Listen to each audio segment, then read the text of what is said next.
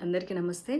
నిద్ర లేవగానే బోలెడన్ని మిస్ కాల్స్ అనమాట. వాట్సాప్ ఓపెన్ చేయంగానే ఆయన ఎవరో ఒక పెద్ద మనిషి, వయసైపోయిన ఆయన నా గురించి చాలా పచ్చి పచ్చి బూతులు మాట్లాడుతూ కనిపించారు. ఆయన సంస్కారవంతమైనటువంటి భాషకి నా మనస్ఫూర్తిగా ధన్యవాదాలు. నా మీద కేసు కూడా ఫైల్ చేశారట, మరి నాకైతే తెలీదు. ఒకవేళ మహిళల సంరక్షణ గురించి నేను మాట్లాడడమే నేరంగా భారతదేశంలో పరిగణించబడితే అలాంటివి మరికొన్ని 10 కాదు 100 వీడియోలు చేయడానికి నేను సిద్ధంగా ఉన్నాను. నా మీద 100 కేసులు ఎవరైనా పెట్టుకోవాలి అనుకుంటే దయచేసి పెట్టుకోవచ్చు. నాకు ఎలాంటి అబ్జెక్షను లేదు. మహిళల మానం, మహిళల ప్రాణం మహిళలకే ఇంపార్టెంట్ కానప్పుడు నేను దాని మీద స్పందించడానికి పదే పదే సిద్ధంగా ఉన్నాను. 1000 కేసులు పెట్టినా నేనైతే వెనక్కి తగ్గేదే లేదు అన్నట్లుగా ఉంటాను. ఆయన పెద్ద మనిషి మాట్లాడిన భాష చాలా చాలా గొప్పగా ఉంది. వాళ్ళ తాడిపత్రి మహిళలు పతివ్రతలు, పక్క ఊర్లో ఉన్న వాళ్ళందరూ పతితలు అని మాట్లాడిన ఆయన గొప్ప భాషకి, గొప్ప సంస్కారానికి, అలాగే తాడిపత్రిలో ఉండే ప్రతి పతివ్రతకి, వారిని సమర్థిస్తున్నటువంటి ప్రతి పురుషుడికి కూడా మనస్ఫూర్తిగా ధన్యవాదాలు. కాకపోతే ఆ ఊరి మహిళలకు కానీ ఆ ఊరి పురుషులకు కానీ పాపం వాళ్ళు ఏమీ అనలేదు నన్ను. ఈయన చెప్పారనమాట, మా ఊరి మహిళలు అని చెప్పేసి.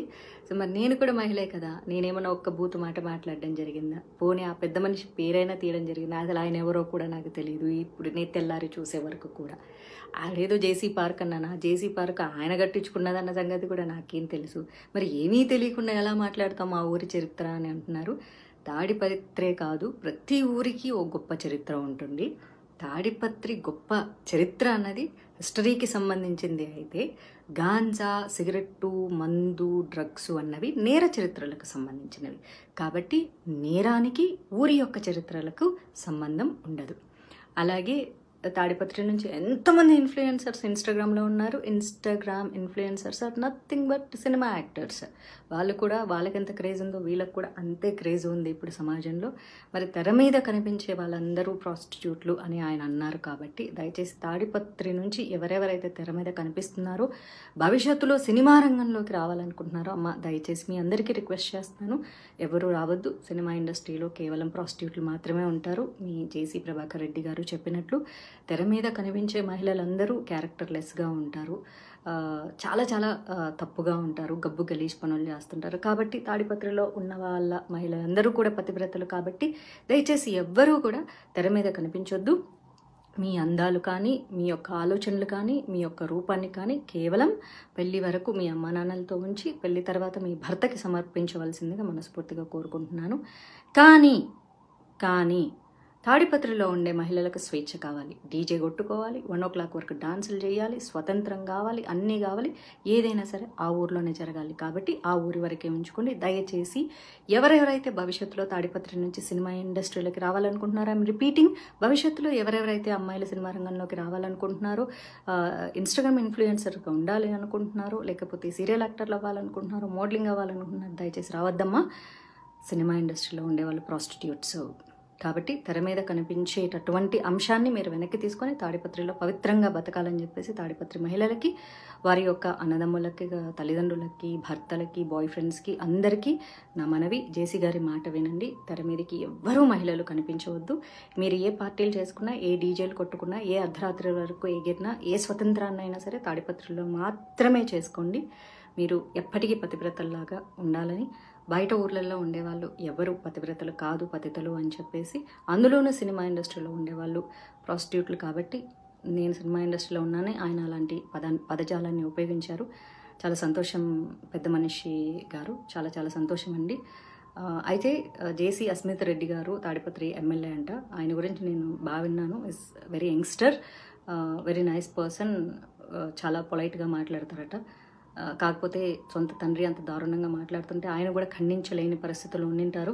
కాకపోతే మీకు కూడా సినిమా ఇండస్ట్రీలతో చాలా మంచి సంబంధాలు ఉన్నాయి. అస్మిత్ రెడ్డి గారి వాళ్ళ బ్రదర్కి అయితే సినిమా ఇండస్ట్రీతో చాలా మంచి సాన్నిహిత్యాలు ఉన్నాయి. కాబట్టి మీకు కూడా బయట మీ తండ్రి గారు మాట్లాడినటువంటి భాష మీరు మాట్లాడరు అని కూడా నేను వినడం జరిగింది. ఏదైతేనేమి జేసీ గారికి సమర్థిస్తున్నటువంటి సైకోపాత్స్ అందరికీ కూడా మనస్ఫూర్తిగా ధన్యవాదాలు. నేనైతే భయపడట్లేదు. భయం అంటే ఏంటో కూడా నాకు తెలియదు. ఎందుకంటే పుట్టడం సహజం, మరణించడం కూడా సహజం. మధ్యలో జరిగేవన్నీ మన కర్మల్ని బేస్ చేసుకునే ఉంటాయి. కాబట్టి నన్ను మీరు కిడ్నాప్ చేయాలనుకుంటే చేసుకోవచ్చు, లేకపోతే మీరు చెప్పినటువంటిది ఏదైనా మర్డర్ చేస్తారంటే కూడా చేసుకోవచ్చు. ఎందుకంటే నా తలరాతలో ఏం రాసి ఉంటే అది జరుగుతుంది తప్ప నా తలరాతలో రాయింది ఏది జరగదు. ఒక కృష్ణ ప్రేమికురాలుగా చెప్తున్నాను, నేను రాజ్యాంగబద్ధంగా చాలా చక్కగా మాట్లాడాను.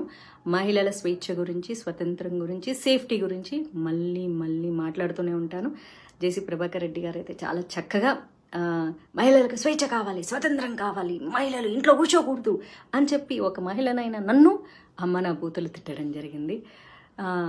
పాముకి 2 నాలుకలు ఉంటాయి, మనిషికి ఒళ్ళంతా విషం ఉంటుంది. ఆ విషముతో కూడినటువంటి పాము నాలికలా మాట్లాడినటువంటి మీ యొక్క వయసుకి కూడా నాకు మర్యాద ఇవ్వాలని ఉన్నా సరే మీ భాషకి మర్యాద ఇవ్వలేక, ఇక ఎలాగూ వయసు అయిపోయింది కాబట్టి మిమ్మల్ని అనుసరించి మీరు మాట్లాడేవి చేదు మాటలు నచ్చే ఎంతోమంది సైకోపాత్స్లు ఉంటారు. కాబట్టి మీ అందరికీ నా పాదాభివందనాలు.